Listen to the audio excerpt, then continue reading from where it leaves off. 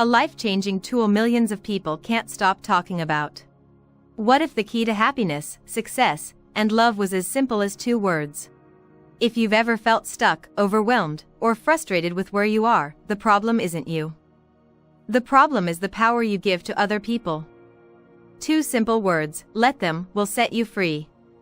Free from the opinions, drama, and judgments of others. Free from the exhausting cycle of trying to manage everything and everyone around you. The Let Them theory puts the power to create a life you love back in your hands, and this book will show you exactly how to do it. In her latest groundbreaking book, The Let Them Theory, Mel Robbins, New York Times best-selling author and one of the world's most respected experts on motivation, confidence, and mindset, teaches you how to stop wasting energy on what you can't control and start focusing on what truly matters: you. Your happiness. Your goals. Your life. Using the same no-nonsense, science-backed approach that's made the Mel Robbins podcast a global sensation, Robbins explains why the Let Them theory is already loved by millions and how you can apply it in 8 key areas of your life to make the biggest impact. Within a few pages, you'll realize how much energy and time you've been wasting trying to control the wrong things, at work, in relationships, and in pursuing your goals, and how this is keeping you from the happiness and success you deserve.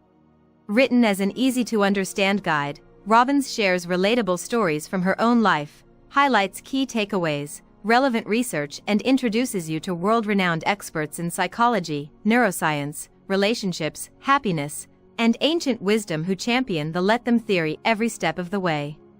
Learn how to stop wasting energy on things you can't control. Stop comparing yourself to other people. Break free from fear and self-doubt. Release the grip of people's expectations. Build the best friendships of your life. Create the love you deserve. Pursue what truly matters to you with confidence. Build resilience against everyday stressors and distractions. Define your own path to success, joy, and fulfillment. And so much more. The Let Them theory will forever change the way you think about relationships, control, and personal power. Whether you want to advance your career, motivate others to change, take creative risks, find deeper connections, build better habits, start a new chapter, or simply create more happiness in your life and relationships, this book gives you the mindset and tools to unlock your full potential. Order your copy of the Let Them theory now and discover how much power you truly have. It all begins with 2 simple words. The introduction of Mel Robbins' The Let Them theory serves as both a candid memoir and a foundation for the book's transformative message. Robbins describes hitting rock bottom at age 41. She was $800,000 in debt, jobless, and her husband's business was failing. She candidly shares how avoidance and self-doubt became her coping mechanisms, from hitting the snooze button to procrastinating essential tasks. The breakthrough came unexpectedly when she tried counting down from 5, mirroring a rocket launch, to force herself out of bed, giving birth to the 5-second rule. This simple strategy, which interrupts cycles of overthinking and pushes action before self-sabotage can set in, became a personal salvation. Robbins explains how consistent use of the 5-second rule helped her rebuild her life, career, and relationships, despite ongoing struggles and setbacks. The rule's impact eventually spread globally, leading to viral TEDx talks and testimonies from people overcoming obstacles using her method. She stresses that change requires action, not just intention, and that waiting for the right time is a trap. The introduction also frames the shift in focus for this book. While the 5-second rule is about self-motivation, the Let Them theory addresses the influence of others on our lives. Robbins confesses that much of her anxiety stemmed from trying to manage the expectations, opinions, and feelings of others, a futile and exhausting endeavor. The book, she promises, will show how letting go of this need for control will unlock freedom and joy, transforming both self and relationships. With a blend of personal storytelling and practical insight, Robbins sets up her central message. By learning to let them, readers can reclaim energy and happiness that has been unconsciously surrendered to others. In Chapter 1, Stop Wasting Your Life on Things You Can't Control, Mel Robbins introduces the core concept of the Let Them theory as a liberating tool to reclaim one's time, energy, and happiness from the futile effort of managing other people's expectations and reactions. Robbins draws from her own life, recounting how much time and emotional energy she wasted attempting to please, appease, or control the feelings and opinions of those around her, only to realize that this endless striving never brought her satisfaction or peace. She illustrates that this tendency is universal. People often believe that if they just work harder, say the right things, or bend over backwards, others will finally be happy or approving. In reality, however, there is always someone disappointed or critical, and the cycle of self-sacrifice never ends. Robbins explains that the power and peace people seek actually come from relinquishing this need to control and instead embracing the principle, let them. This means allowing others to have their moods, opinions, and choices, while redirecting focus onto one's own actions and responses. The chapter shares a pivotal personal story about her son's high school prom, where Robbins learned to step back and let her child, and others, experience life their own way, even if it meant messiness or discomfort. She describes the profound mental relief and empowerment that came from simply saying let them and detaching from unnecessary drama and control. The let them theory, supported by Robbins' research and expert insights, is revealed as a powerful way to restore agency, reduce stress, and create more authentic and harmonious relationships. The chapter closes by foreshadowing further exploration into both the let them and let me aspects of the theory, laying the foundation for transformation through radical acceptance and personal responsibility. Chapter 2, Getting Started, Let Them plus Let Me, marks a practical turning point in the let them theory, introducing the essential pairing of two steps, letting others be who they are, let them, and taking responsibility for your own reactions and choices, let me. Mel Robbins opens the chapter with a personal story of feeling excluded after discovering that her friends had gone on a trip without her. She describes the familiar spiral of rejection and insecurity that followed, and how her instinct was to fix the situation or seek reassurance. However, she interrupts the emotional cycle by consciously repeating let them, reminding herself to allow others to live their lives, make their choices, and have their experiences, independent of her expectations or involvement. Robbins explains that the urge to control situations or people often stems from fear of exclusion, being disliked, or losing control. This need for control is rooted in human psychology but ultimately leads to anxiety and frustration. Drawing from Stoicism, Buddhism, and psychological research, she clarifies that let them is more than a coping mechanism. It is a powerful tool for emotional detachment and radical acceptance. By practicing let them, you create space to process your emotions without being consumed by them, and you free yourself from the illusion that you can or should control others. But Robbins warns that let them alone is not enough. Overusing it can lead to isolation or false superiority if you simply withdraw from situations or people. The true power, she argues, comes from pairing let them with let me, a self-reflective step where you take responsibility for your next move. Let me is about agency, reaching out, creating the social life you want, setting boundaries, and choosing how to respond. It is about honesty, accountability, and personal growth. By embracing both steps, you reclaim control over your life and relationships, ensuring that letting go of others' behavior leads to genuine connection and fulfillment rather than loneliness or resentment. The chapter closes by encouraging readers to adopt both sides of the equation as a transformative practice in all areas of life. In Chapter 3, Shocker, Life is Stressful, Mel Robbins addresses the reality that modern life is filled with a constant barrage of minor stressors, slow walkers, long lines, annoying notifications, and inconsiderate people. Though these seem trivial individually, they accumulate, gradually depleting our energy and patience. Robbins stresses that the real problem isn't the world around us, but our tendency to let these irritations dictate our mood and drain our power. She asserts that our time and energy are precious resources, and we often waste them reacting to circumstances or people beyond our control.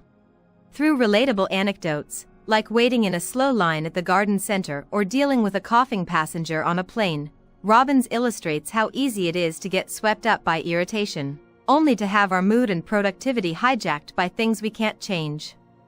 She explains that, neurologically, stress triggers the amygdala, the brain's survival center, causing us to react impulsively rather than respond thoughtfully. Chronic stress, she warns, with expert input from Dr. Aditi Narukar, leaves most people living in perpetual fight or flight, eroding happiness, focus, and health. Robbins introduces the let them theory as an on-off switch for stress.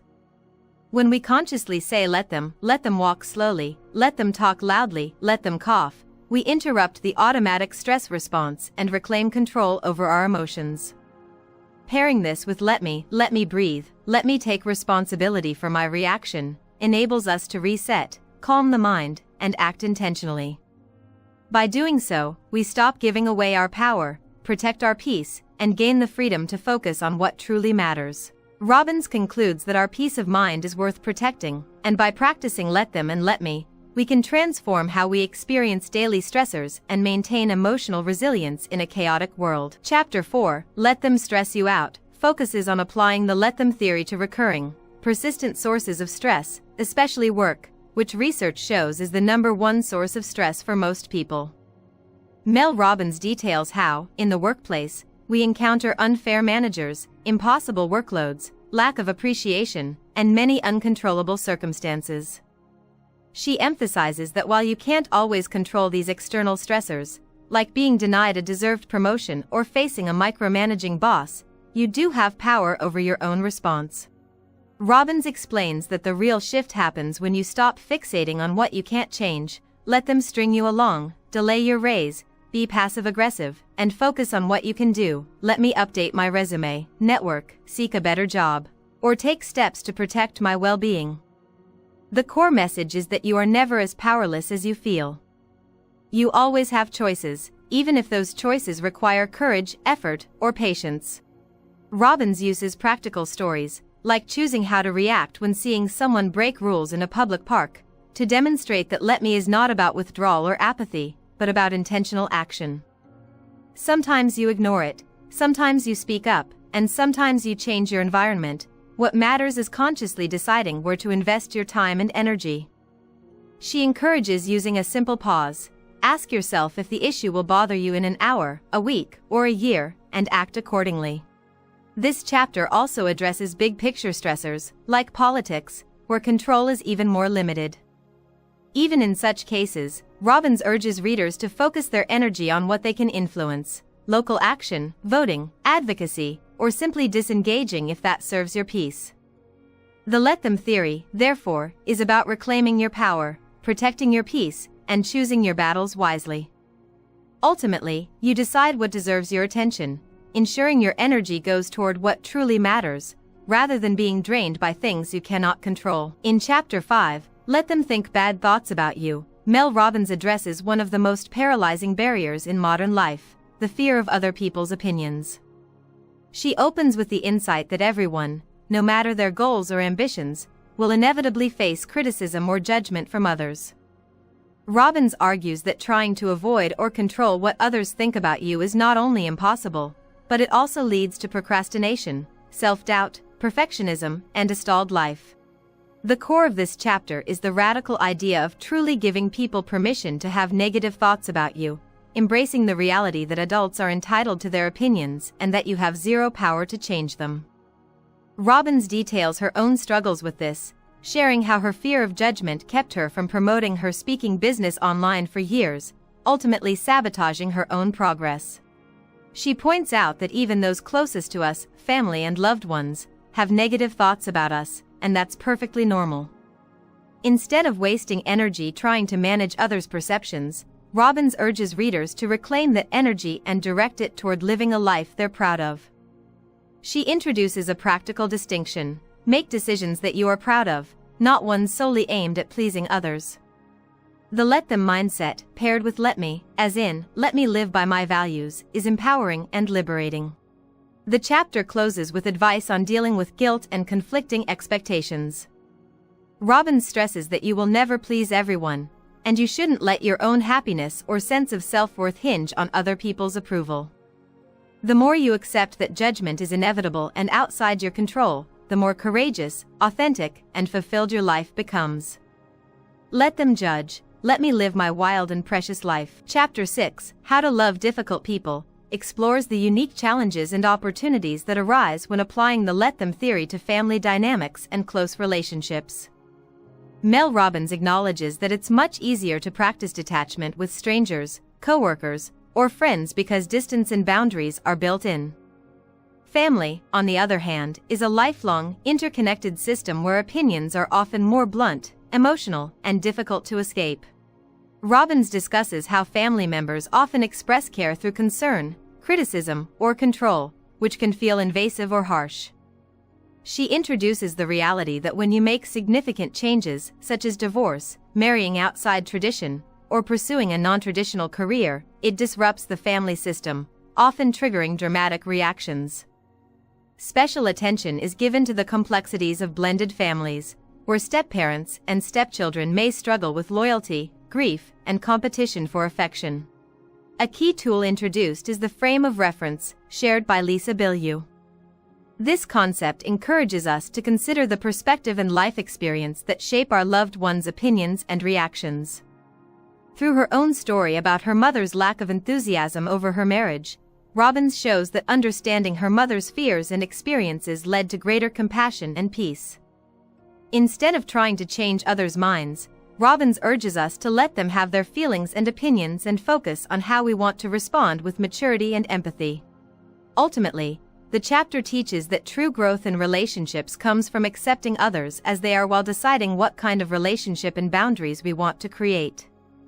Let them allows us to stop wasting energy on what we cannot control and frees us to love others, even difficult family members, from a place of compassion, self-awareness, and authentic choice. In Chapter 7, When Grown-Ups Throw Tantrums, Mel Robbins examines how adults often act out emotionally, just like children, and why it's critical to stop letting their reactions dictate your own life decisions.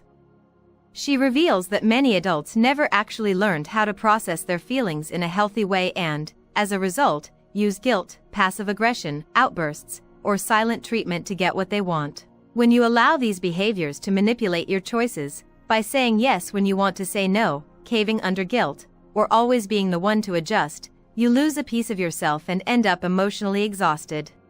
Robbins shares the perspective from her therapist, Ann Davin, that most adults are just 8-year-old children inside big bodies.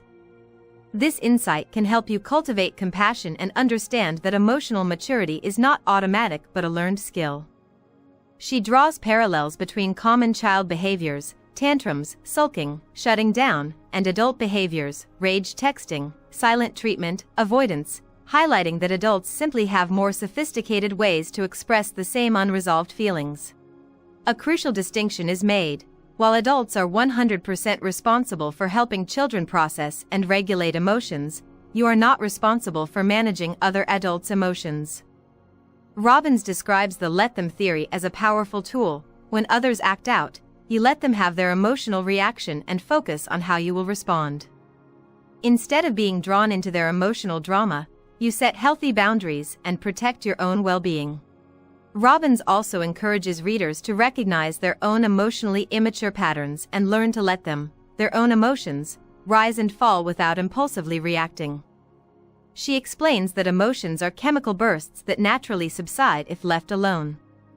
By allowing both yourself and others to experience emotions fully, but not letting them control your actions or decisions, you reclaim your energy and power. The chapter ends by stressing that your power lies in choosing your response, not in trying to control the emotional landscape around you. In Chapter 8, The Right Decision Often Feels Wrong, Mel Robbins addresses the difficult reality that sometimes, doing what's best for yourself can feel emotionally excruciating, especially when it means disappointing or hurting people you care about. The chapter opens with a real-life dilemma from a podcast listener facing a crisis of conscience before his wedding. Though he logically knows he should call off the marriage, the thought of causing pain to his fiancée, his family, and others fills him with dread and guilt. Robbins uses this story to illustrate a universal struggle, the conflict between doing what's right for yourself and the fear of inflicting emotional pain on others. Robbins argues that, as humans, we often choose to absorb the pain ourselves to spare others, staying in jobs, relationships, or situations that don't serve us simply because we want to avoid disappointing people. She emphasizes that this approach only leads to more pain in the long run. Avoiding tough conversations or delaying the right decision may provide short-term comfort, but ultimately makes things worse for everyone involved. She stresses that adults must learn to separate their own needs from the emotional reactions of others. It's natural to feel guilt, sadness, or fear when making hard decisions, but that doesn't mean the decision is wrong. Robbins encourages readers to let them feel whatever they need to feel, including anger, disappointment, or heartbreak, while letting yourself honor your own truth and ride the emotional wave that follows. The chapter teaches that others' reactions are not your responsibility to fix, and that courageous, value-driven choices often feel wrong in the moment, but are right in the long run. Ultimately, Robbins argues that maturity means acting with integrity and accepting that other people will sometimes be upset by your choices. True growth comes from being honest with yourself and others, facing discomfort head-on, and trusting that everyone, yourself included, can survive and eventually adapt to the emotional fallout of hard, but necessary, decisions. In Chapter 9, Yes, Life Isn't Fair, Mel Robbins addresses the universal truth that life is inherently unfair, and fixating on this fact only leads to unhappiness and self-sabotage. She points out that many people get stuck comparing themselves to others, allowing others' successes or advantages to paralyze their own growth and motivation. Robbins highlights that everyone is dealt a different hand of cards in life. Some get more luck, better looks, more resources, or easier opportunities. Instead of resenting these differences, she argues that the healthiest, most effective response is acceptance. Let them. Robbins explains that comparing yourself to others, especially over unchangeable traits like family background, appearance, or luck, becomes a form of self-torture. She calls this torturous comparison, which leads to procrastination, low self-esteem, and even serious issues like eating disorders or depression. She stresses that upward comparison, measuring yourself against those you perceive as better off, only destroys confidence and masks your own strengths and potential. The chapter encourages readers to distinguish between fixed attributes, things you cannot change, such as genetics or family wealth, and things you can influence, skills, choices, attitude. Robbins shares personal examples, such as her daughter's struggles with comparison, to illustrate how obsession over what you lack blinds you to your own unique talents. She reminds readers that life is not a competition against others. Instead, it's about playing the best possible game with the cards you've been dealt. Finally, Robbins urges readers to let go of resentment, stop wasting energy on envy, and use comparison as a teacher rather than torture. By focusing on what you can control, appreciating your own journey, and learning from others rather than resenting them, you reclaim your power and unlock your true potential. The key message: accept that life isn't fair, let them have what they have, and let me focus on building my own meaningful life. In Chapter 9, Yes, Life Isn't Fair, Mel Robbins addresses the universal truth that life is inherently unfair, and fixating on this fact only leads to unhappiness and self-sabotage. She points out that many people get stuck comparing themselves to others, allowing others' successes or advantages to paralyze their own growth and motivation. Robbins highlights that everyone is dealt a different hand of cards in life. Some get more luck, better looks, more resources, or easier opportunities. Instead of resenting these differences, she argues that the healthiest, most effective response is acceptance. Let them. Robbins explains that comparing yourself to others, especially over unchangeable traits like family background, appearance, or luck, becomes a form of self-torture.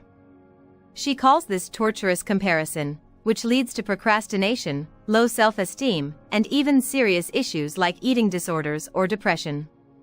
She stresses that upward comparison, measuring yourself against those you perceive as better off, only destroys confidence and masks your own strengths and potential. The chapter encourages readers to distinguish between fixed attributes, things you cannot change, such as genetics or family wealth, and things you can influence, skills, choices, attitude. Robbins shares personal examples, such as her daughter's struggles with comparison, to illustrate how obsession over what you lack blinds you to your own unique talents. She reminds readers that life is not a competition against others. Instead, it's about playing the best possible game with the cards you've been dealt. Finally, Robbins urges readers to let go of resentment, stop wasting energy on envy, and use comparison as a teacher rather than torture. By focusing on what you can control, appreciating your own journey, and learning from others rather than resenting them, you reclaim your power and unlock your true potential. The key message: accept that life isn't fair, let them have what they have, and let me focus on building my own meaningful life. Chapter 11, The Truth No One Told You About Adult Friendship, tackles the rarely discussed but universal struggles of adult friendship. Mel Robbins opens with the honest reality that adult friendship is hard. Almost everyone deals with feeling disconnected, missing old friends, or struggling to make and maintain new ones. The chapter explains that, as we transition into adulthood, friendship fundamentally shifts from a group sport in childhood and college, where friends are built into your daily life, to an individual pursuit in adulthood, where everyone's lives scatter in different directions. This great scattering means your childhood expectations about friendship, constant invitations, always being included, and shared milestones, are no longer realistic. Robbins argues that most people don't recognize this change, which leads to loneliness and disappointment. Adult friendship now requires intention, flexibility, and self-compassion. The let them theory is introduced as a mindset for handling the ebb and flow of adult relationships. Let friends move away, let them drift, let them not always include you, because it's not personal, it's just life. She identifies 3 pillars that sustain adult friendships: proximity, how often you're physically together; timing, being in similar life stages; and energy, natural chemistry or connection. Friendships tend to fade when one or more pillars weaken, not due to personal failure, but due to changes in life circumstances. For instance, proximity was easy in school but is hard to maintain as adults. Timing is often out of sync due to different life phases, and energy naturally shifts over time. Robbins encourages readers to accept these changes, rather than cling or force old connections. Trusting the natural evolution of friendships leads to healthier, less pressured relationships. In sum, the chapter reframes adult friendship as a dynamic, ever-evolving aspect of life, emphasizing acceptance, intentionality, and the courage to let go. Through the let them theory, you can make space for new connections and richer friendships throughout life's many seasons. Chapter 11, The Truth No One Told You About Adult Friendship, tackles the rarely discussed but universal struggles of adult friendship. Mel Robbins opens with the honest reality that adult friendship is hard. Almost everyone deals with feeling disconnected, missing old friends, or struggling to make and maintain new ones. The chapter explains that, as we transition into adulthood, friendship fundamentally shifts from a group sport in childhood and college, where friends are built into your daily life, to an individual pursuit in adulthood, where everyone's lives scatter in different directions. This great scattering means your childhood expectations about friendship, constant invitations, always being included, and shared milestones, are no longer realistic. Robbins argues that most people don't recognize this change, which leads to loneliness and disappointment. Adult friendship now requires intention, flexibility, and self-compassion. The let them theory is introduced as a mindset for handling the ebb and flow of adult relationships. Let friends move away, let them drift, let them not always include you, because it's not personal, it's just life.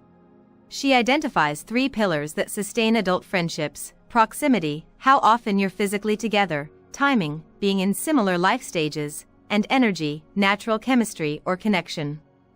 Friendships tend to fade when one or more pillars weaken, not due to personal failure, but due to changes in life circumstances. For instance, proximity was easy in school but is hard to maintain as adults. Timing is often out of sync due to different life phases, and energy naturally shifts over time. Robbins encourages readers to accept these changes, rather than cling or force old connections. Trusting the natural evolution of friendships leads to healthier, less pressured relationships. In sum, the chapter reframes adult friendship as a dynamic, ever-evolving aspect of life, emphasizing acceptance, intentionality, and the courage to let go. Through the let them theory, you can make space for new connections and richer friendships throughout life's many seasons. Chapter 13, How to Create the Best Friendships of Your Life. In Chapter 13, Mel Robbins shares a deeply personal account of the loneliness she felt after moving to a new town and how that experience taught her the realities of adult friendship. She points out that every major life change, whether exciting or difficult, will inevitably disrupt your social circle and leave you feeling alone, even if you have great friends elsewhere. Robbins highlights that forming meaningful adult friendships doesn't just happen naturally. It requires proactive effort, vulnerability, and the willingness to go first. Through practical examples, like introducing herself to neighbors or complimenting strangers, Mel demonstrates that building a sense of community starts with small, sometimes awkward, moments of reaching out. She also introduces the concept of weak ties, the casual acquaintances you see in daily life, and explains how nurturing these connections can foster a stronger sense of belonging. The chapter urges readers to let go of the expectation that friendships should fall into their lap and to accept that the process of making new friends is ongoing, often slow, and demands both flexibility and patience. By applying the let them theory, readers are encouraged to allow friendships to evolve naturally. Let others be distant if they are busy or not ready to connect. Focus instead on what is within your control, your own willingness to reach out, be friendly, and go first. Robbins concludes that building lasting friendships is about persistence, openness, and the courage to initiate, reminding us that some of our most cherished relationships are still waiting to be discovered, if only we take the first step. Chapter 13: How to Create the Best Friendships of Your Life. In Chapter 13, Mel Robbins shares a deeply personal account of the loneliness she felt after moving to a new town and how that experience taught her the realities of adult friendship. She points out that every major life change, whether exciting or difficult, will inevitably disrupt your social circle and leave you feeling alone, even if you have great friends elsewhere. Robbins highlights that forming meaningful adult friendships doesn't just happen naturally. It requires proactive effort, vulnerability, and the willingness to go first.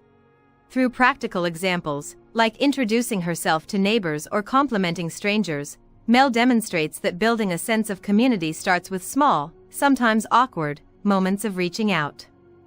She also introduces the concept of weak ties, the casual acquaintances you see in daily life, and explains how nurturing these connections can foster a stronger sense of belonging. The chapter urges readers to let go of the expectation that friendships should fall into their lap and to accept that the process of making new friends is ongoing, often slow, and demands both flexibility and patience. By applying the let them theory, readers are encouraged to allow friendships to evolve naturally. Let others be distant if they are busy or not ready to connect. Focus instead on what is within your control, your own willingness to reach out, be friendly, and go first. Robbins concludes that building lasting friendships is about persistence, openness, and the courage to initiate, reminding us that some of our most cherished relationships are still waiting to be discovered, if only we take the first step. Chapter 15: Unlock the Power of Your Influence, from Mel Robbins. The Let Them theory centers on the concept that positive influence, not pressure, is the key to inspiring change in others. Robbins explains that while you cannot force adults to change, you can model the behaviors and attitudes you hope to see. Human beings are highly social and subject to social contagion. We mimic the habits and interests of those around us, often unconsciously. The chapter urges readers to stop wasting energy on trying to control others and instead focus on their own actions, attitudes, and well-being. When you demonstrate healthy, positive behaviors, like exercising, eating well, or showing kindness, others naturally take notice, and over time may be inspired to do the same, believing the decision was their own. This process is subtle and slow, sometimes taking months, but is much more effective than criticism or nagging. Robbins introduces the ABC loop as a practical method to leverage your influence. A. Apologize and ask open-ended questions to show understanding and initiate genuine dialogue. B. Back off and observe, allowing space for the other person to process and possibly act on the conversation. C. Celebrate any progress, reinforcing the behavior with encouragement and positivity. The chapter emphasizes that adults change only when they feel ready and that your role is to accept them as they are, model the desired change, and patiently support their growth. If progress is slow or non-existent, you must accept that outcome and decide your boundaries accordingly. In sum, real influence is not about controlling others, but about inspiring them through your actions, presence, and acceptance. In Chapter 16, The More You Rescue, the More They Sink, Mel Robbins addresses the hard reality that rescuing adults from their own struggles can inadvertently hinder their growth and healing. The chapter distinguishes between crisis intervention, such as taking action when someone is in immediate danger, and enabling behavior that shields adults from the natural consequences of their actions. Robbins emphasizes that, while it's natural to want to help loved ones in distress, true recovery or change only happens when the individual is ready and willing to do the hard work for themselves. The more you rescue someone, by bailing them out financially, making excuses for their destructive actions, or constantly intervening, you may actually prolong their suffering and reinforce a cycle of dependence. Robbins draws a clear line between supporting and enabling. Support means providing love, acceptance, and belief in someone's ability to face challenges, but not taking over responsibility for their choices or actions. She also discusses the psychological reasons why people avoid facing their problems, such as shame, denial, and a human tendency to seek comfort and avoid pain. Robbins illustrates with personal stories, including parenting challenges, to show that avoidance and overprotection can intensify someone's struggles rather than alleviate them. The chapter concludes that, although letting loved ones experience natural consequences is painful, it is often the only way for them to gain the motivation and strength necessary for real change. Your role is to stand beside them, believe in their capacity to overcome, and resist the urge to rescue so they can learn, grow, and heal when they are truly ready. Chapter 17, How to Provide Support the Right Way, explores the delicate balance between supporting someone who is struggling and enabling their self-destructive behaviors. Mel Robbins emphasizes that real support does not mean unconditional financial or practical help. Instead, it requires setting clear boundaries and conditions. Financial support, for example, should come with clear expectations, such as attending therapy, maintaining sobriety, or meeting academic requirements. If these conditions are not met, all support should be withdrawn, even if it feels harsh. This approach is essential for encouraging responsibility and growth. Robbins shares personal and expert-backed stories, explaining that rescuing someone repeatedly only prevents them from facing the real consequences of their actions, ultimately delaying their healing. Enabling behavior often comes from a place of love, but in reality, it fosters dependency and prolongs suffering. True support is rooted in belief in the other person's capacity to overcome difficulties on their own, not in solving their problems for them. Additionally, Robbins discusses creating a supportive environment, such as offering emotional presence, practical help, and hope, without taking over. Small acts like dropping off food, cleaning, or simply being present can make a difference. Importantly, support should always be given without expectation of thanks or reciprocation. In summary, real help means empowering others to take responsibility for their lives and healing, providing encouragement, and stepping back when necessary to let them grow. Chapter 18, Let Them Show You Who They Are, delves into the realm of love and relationships, emphasizing the importance of self-respect and discernment in dating and romantic partnerships. Mel Robbins asserts that love is one of life's greatest joys, and everyone deserves a deep, meaningful, and mutual relationship. However, modern dating, shaped by apps, games, and shallow tactics, can cause people to compromise their standards, chase unavailable partners, and overlook red flags. Robbins encourages readers to stop chasing love and instead focus on choosing relationships intentionally. She highlights that people's behaviors, not their words, reveal their true intentions and feelings. If someone is confusing, non-committal, or only sporadically attentive, it's a clear sign they are not genuinely interested or prioritizing you. Rather than making excuses or creating fantasies about potential, Robbins suggests that readers let them show their true colors and quickly say no to relationships that don't meet their standards. This approach frees up time and emotional space to attract the love one truly deserves.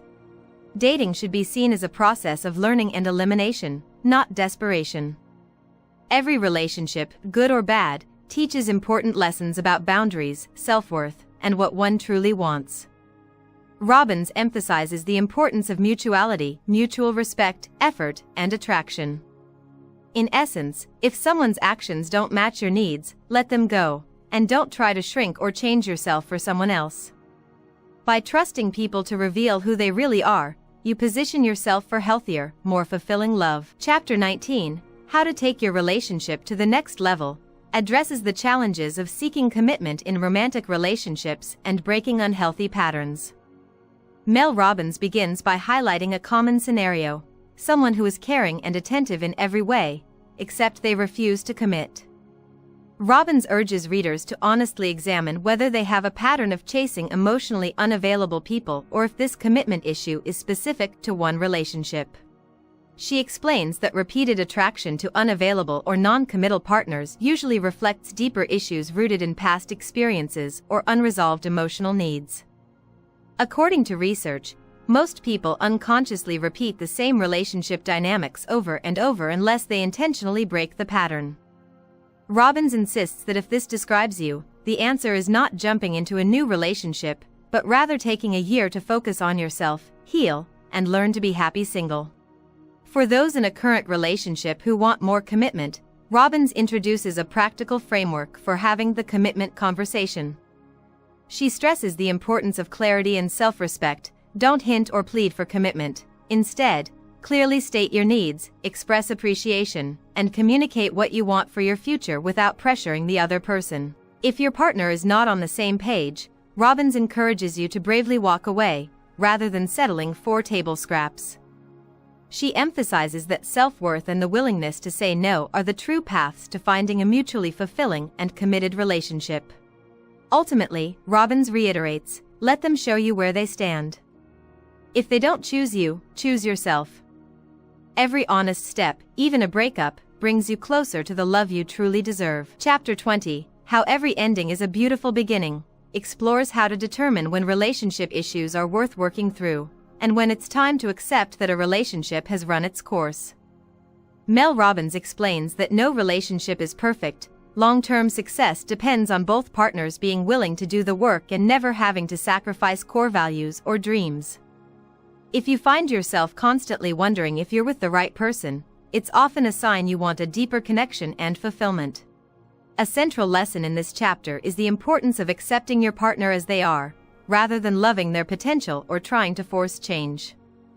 Robbins introduces the ABC loop: apologize and ask open-ended questions, back off, celebrate progress, as a tool to address issues constructively, while cautioning that change is not guaranteed. After giving it time, if nothing changes, you must face a crucial decision: is this issue a deal breaker? Robbins suggests asking yourself if you could stay with this person for life if they never change. If you can't, it may be time to end the relationship. Robbins also discusses compatibility. Sometimes, love isn't enough if fundamental values or dreams are misaligned, like wanting to live in different countries or disagreeing on having kids. She shares research by Drs. John and Julie Gottman showing that 69% of relationship conflicts are not resolvable. The key is to discern what you can accept and what you can't.